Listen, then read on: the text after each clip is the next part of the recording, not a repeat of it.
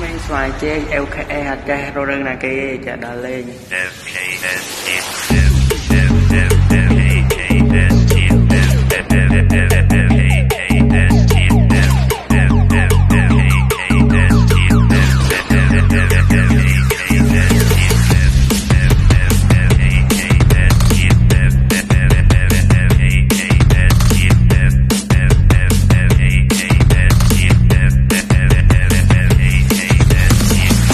Bay tàu đó là